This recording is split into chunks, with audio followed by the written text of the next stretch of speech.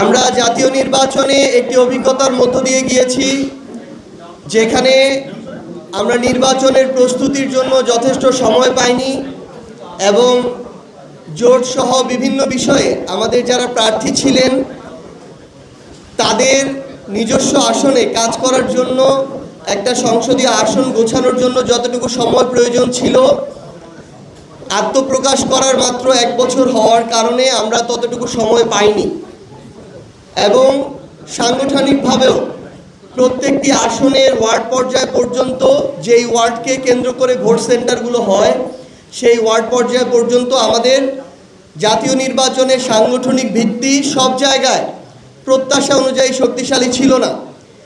সেই জায়গা থেকে শিক্ষা নিয়ে আমরা স্থানীয় নির্বাচনের ব্যাপক প্রস্তুতি শুরু করেছি এবং বাংলাদেশের নিবন্ধিত রাজনৈতিক দল হিসেবে এনসিপি প্রথম স্থানীয় সরকার নির্বাচন পরিচালনা কমিটি গঠন করে। সেই প্রেক্ষিতে আমরা প্রথম ধাপে 13টি সিটি কর্পোরেশনের মধ্যে 5টি সিটি কর্পোরেশনে প্রার্থী ঘোষণা করেছি এবং খুব শীঘ্রই অন্য সিটি কর্পোরেশনগুলোতে আমরা আমাদের প্রার্থী ঘোষণা করব।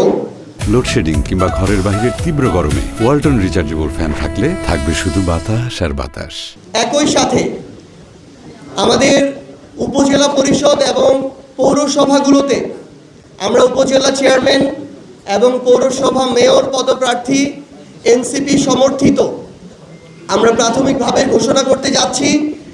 কারণ আমরা মনে করি যে নির্বাচনের পূর্বে জোটগতভাবে নির্বাচন হবে নাকি এককভাবে হবে সেই সিদ্ধান্ত তখন হবে, কিন্তু রাজনৈতিক দল হিসেবে যেই দল স্বপ্ন দেখে যে 2036 সালের মধ্যে জনগণের প্রতিনিধিত্ব করে সংসদে সরকারি দল হিসেবে তারা প্রতিনিধিত্ব করবে, সেই দল জোটের আশায় জোট হবে কি না এই দ্বিধা নিয়ে বসে থাকতে পারে না।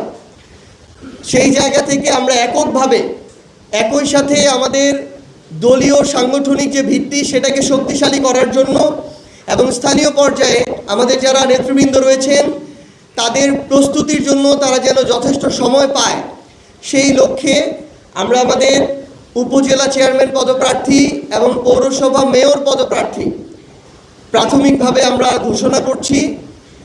এবং আজকে আমরা প্রথম ধাপে উপজেলা পরিষদ এবং পৌরসভা মেয়র সর্বমোট 100 জন প্রার্থীর নাম ঘোষণা করব।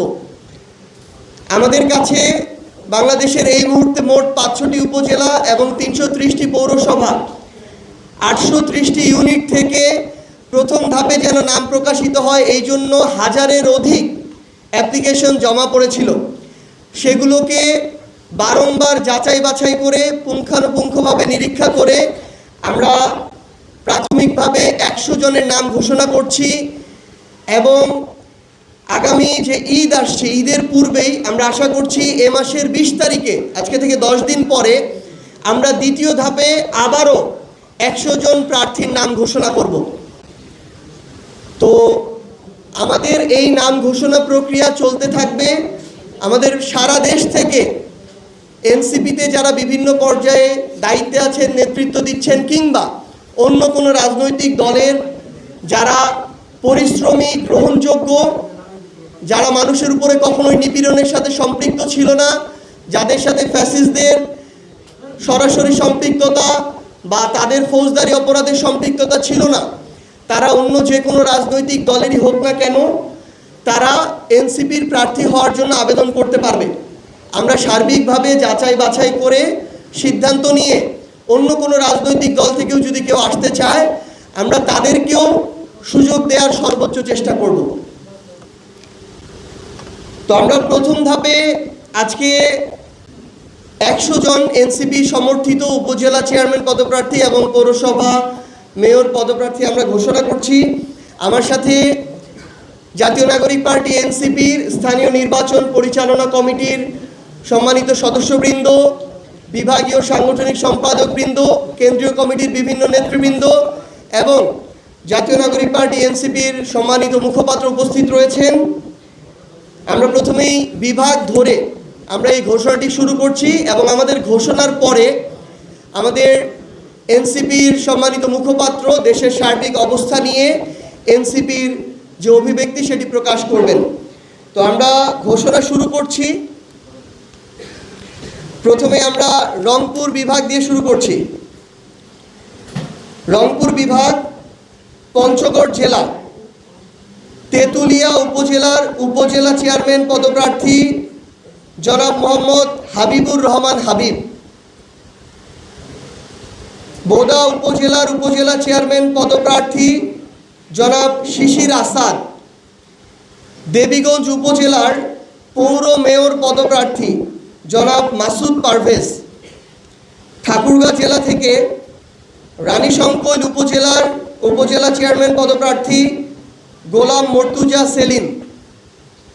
দিনাজপুর জেলা থেকে ফুলবাড়ী উপজেলা উপজেলা চেয়ারম্যান পদপ্রার্থী ইমরান চৌধুরী নিশাদ। বোচাগঞ্জ উপজেলা উপজেলা চেয়ারম্যান পদপ্রার্থী মাওলানা এম এ তাফসির হাসান। ফুলবাড়ী পৌরসভা পৌর মেয়র পদপ্রার্থী শিহাব হোসেন। ঘোড়াঘাট পৌরসভা পৌর মেয়র পদপ্রার্থী জনাব মোহাম্মদ আব্দুল মান্নান।